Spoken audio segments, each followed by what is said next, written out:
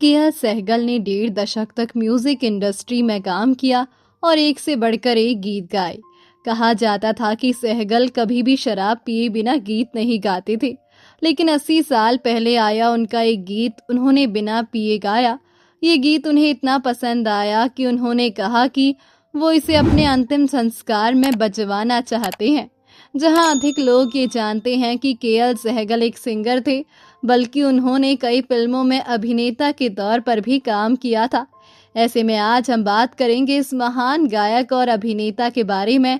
तो हर बार की तरह आपको याद दिला दे, अगर आप हमारे चैनल पर नए हैं तो चैनल को सब्सक्राइब जरूर कर ले। कुंदन लाल सहगल अपने चहेतों के बीच केएल सहगल के नाम से मशहूर थे। उनका जन्म 11 अप्रैल 1904 को जम्मू के नवा शहर में हुआ था। उनके पिता अमरचंद सहगल जम्मू शहर में न्यायालय के तहसीलदार थे। बचपन से ही सहगल का रुझान गीत संगीत की ओर था। उनकी मां केसरी बाई कौर धार्मिक क्रियाकलापों के साथ साथ संगीत में भी काफी रुचि रखती थी। पहली नौकरी रेलवे में की। गुजारे के लिए होटल में भी काम किया। जहां एक तरफ सहगल संगीत से जुड़ते चले गए, वहीं उन्होंने पढ़ाई से पूरी तरह से दूरी बना ली। पढ़ाई छोड़ने के बाद गुजारा करने के लिए उन्होंने रेलवे में टाइम कीपर की नौकरी की।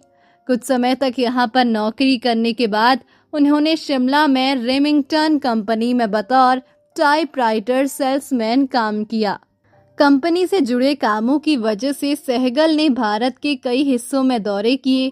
एक बार वो काम के सिलसिले में लाहौर गए थे, जहां पर उनकी मेहर चंद जैन से दोस्ती हुई। मेहर चंद को भी संगीत का शौक था। दोनों साथ में कई बार कोलकाता गए और वहां की कई महफिलों में मुशायरा किया। सहगल ने अक्सर इस बात का जिक्र किया था कि वो जो कुछ भी है वो मेहर चंद के सपोर्ट की वजह से है। जब सहगल रेमिंगटन कंपनी में काम कर रहे थे, तभी वहां पर उनके सहकर्मी ने उन पर स्पेयर पार्ट्स की चोरी का इल्जाम लगाकर उन्हें फंसा दिया था, जिस वजह से उन्हें नौकरी से निकाल दिया गया। इसके बाद उन्होंने गुजारे के लिए होटल मैनेजर का भी काम किया।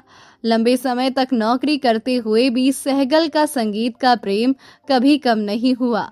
जहां शुरुआती समय में वो सिर्फ शौक के लिए गाते थे, समय के साथ उनके जीवन में सिर्फ संगीत ही रह गया और बाकी सब पीछे छूट गई।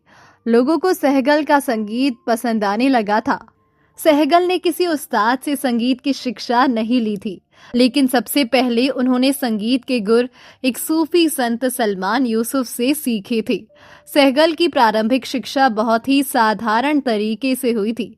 उन्हें अपनी पढ़ाई बीच में ही छोड़ देनी पड़ी थी और जीवन यापन के लिए उन्होंने रेलवे में टाइम कीपर की मामूली नौकरी भी की थी। बाद में उन्होंने रेमिंगटन नामक टाइपराइटिंग मशीन की कंपनी में सेल्समैन की नौकरी भी की।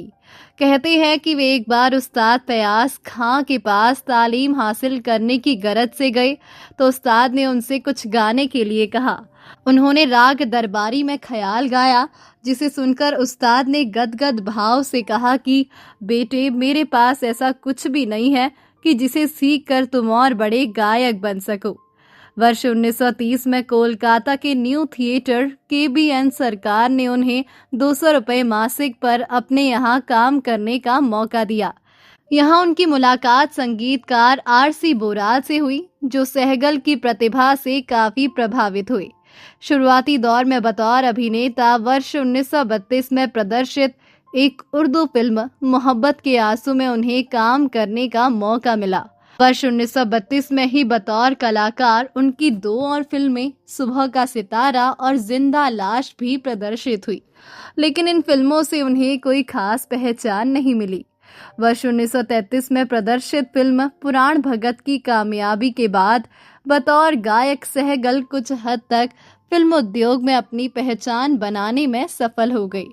वर्ष 1933 में ही प्रदर्शित फिल्म यहूदी की लड़की, चंडीदास और रूपलेखा जैसी फिल्मों की कामयाबी से उन्होंने दर्शकों का ध्यान अपनी गायकी और अदाकारी की ओर आकर्षित किया। गानों की रॉयल्टी लेने वाले पहले सिंगर थे केएल सहगल। सहगल पहले ऐसे गायक थे जिन्होंने अपने गानों पर रॉयल्टी लेनी शुरू की। उन्होंने हिंदी, पंजाबी, उर्दू, बंगाली और पर्शियन भाषा में भी गीत गाए थे।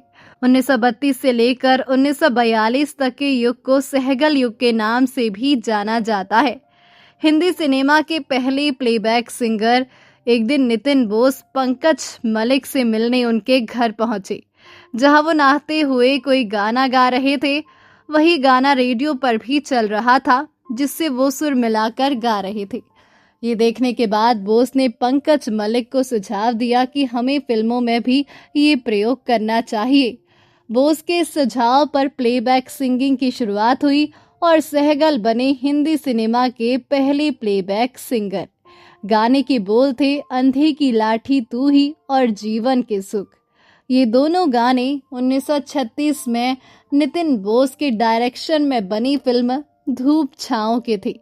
जब रेडियो पर रोज सुबह सहगल के गीत बजा करते थे, सहगल की पॉपुलैरिटी इस कदर थी कि कभी भारत के फेमस रेडियो सिलोन में कई साल तक हर सुबह 7:57 पर उनका गाना बजता था। वादे को पूरा करने के लिए ध्यानचंद के लिए गाए थे 14 गाने और घड़ी भी बेट की थी। सहगल और हॉकी के जादूगर मेजर ध्यानचंद से जुड़ा एक मजेदार किस्सा है। एक बार एक्टर पृथ्वीराज कपूर मुंबई में हो रहे एक हॉकी मैच में सहगल को ले गए थे। इस मैच में हाफ टाइम तक जब कोई गोल नहीं हुआ तो सहगल ने पृथ्वीराज से कहा कि उन्होंने ध्यानचंद और रूप सिंह का बहुत नाम सुना है, लेकिन वो हैरान थे कि हाफ टाइम तक कोई एक गोल भी नहीं कर पाया। सहगल की ये बात सुनने के बाद रूप सिंह ने पूछा कि क्या वे दोनों जितने गोल मानेंगे उतने गाने वे सुनाएंगे। सहगल ने उनकी इस शर्त पर हामी भर दी। सेकंड हाफ में दोनों ने मिलकर 12 गोल कर दिए, लेकिन फाइनल विसल बजने से पहले ही सहगल स्टेडियम छोड़कर जा चुके थे। अपने वादे को पूरा करने के लिए स्टूडियो आने के लिए सहगल ने ध्यानचंद के घर अपनी कार भेजी, लेकिन वो नहीं आए। इसके बाद सहगल खुद अपनी कार से वहां पर पहुंच गए जहां पर ध्यानचंद रुके थे। वहां पहुंचकर उन्होंने ध्यानचंद और उनकी टीम के लिए 14 गाने गाए। साथ ही वहां मौजूद हर खिलाड़ी को एक एक घड़ी भी भेंट की। रिहर्सल में पी गए थे 8 पैग। फिल्म शाहजहां की शूटिंग से जुड़ा एक और किस्सा है। नौशाद की जीवनी जर्रा जो आफताब बना में चौधरी जिया इमाम लिखते हैं, शाहजहां की शूटिंग शुरू हो चुकी थी। नौशाद साहब और मधोक साहब अपने कमरे में बैठे थे। तभी एक शख्स कमरे में दाखिल हुआ जो आंखों पर मोटा चश्मा लगाए था और उसके सिर के बाल गायब थे। मधोक साहब ने नौशाद साहब से उनका परिचय करवाते हुए कहा, ये केएल सहगल जी हैं। नौशाद साहब उनको सामने देखकर हैरान रह गए थे, क्योंकि उन्होंने उनको हमेशा लंबे लंबे बालों में देखा था। उस वक्त नौशाद साहब को मालूम हुआ कि सहगल साहब शूटिंग के दौरान विग इस्तेमाल करते हैं। जब फिल्म के गीतों की रिकॉर्डिंग का समय आया तो शाम 6 बजे की रिकॉर्डिंग शुरू हुई। नौशाद ने कुर्सी मंगवा कर रखी तो सहगल साहब बोले, तख्त लाइए, मैं तख्त पर बैठकर गाता हूँ। फिर तख्त लाया गया और रिकॉर्डिंग के दौरान सहगल 8 पैग पी गए। केएल सहगल की दरिया दिली का एक और किस्सा काफी मशहूर है। दिसंबर का महीना था। मुंबई में भी उस वक्त काफी ठंड हुआ करती थी। एक दिन सहगल घर लौट रहे थे। कुछ काम की वजह से उन्होंने दादर के सर्कल पर गाड़ी रोक दी। तभी अचानक एक भिखारी दौड़कर आया और कार के शीशे के बाहर हाथ फैलाकर खड़ा हो गया। उस भिखारी ने एक फटी हुई पैंट और कमीज पहनी हुई थी। उसे देखकर सहगल ने उससे पूछा, क्या तुम्हें ठंड नहीं लग रही है? सहगल की इस बात पर भिखारी ने कहा, साहब बहुत ठंड लगती है, पर क्या करूं, यही पहनना पड़ता है, क्योंकि सिर्फ यही कपड़े हैं मेरे पास। बस बारिश या गर्मी कोई भी मौसम हो यही कपड़े पहनता हूं, क्योंकि मेरे पास तो सिर्फ यही एक कपड़ा है। भिखारी की इस बात को सुनकर सहगल भावुक हो गए।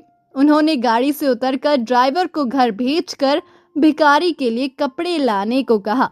इधर सहगल ने खुद के कपड़े निकालकर भिखारी को दे दिए और अंडरगारमेंट्स में वही बैठकर अपने ड्राइवर के आने का इंतजार करते रहे।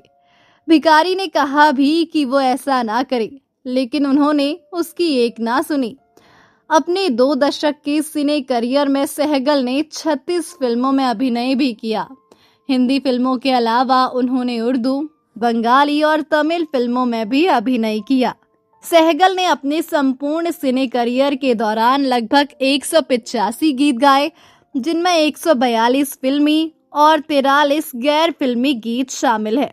अपनी दिलकश आवाज से सिने प्रेमियों के दिल पर राज करने वाले के.एल. सहगल 18 जनवरी 1947 को केवल 43 वर्ष की उम्र में संसार को अलविदा कह गए। तो दोस्तों, अभी के लिए बस इतना ही। मिलते हैं अगली वीडियो में। तब तक आप अपना ध्यान रखिए। Bye bye.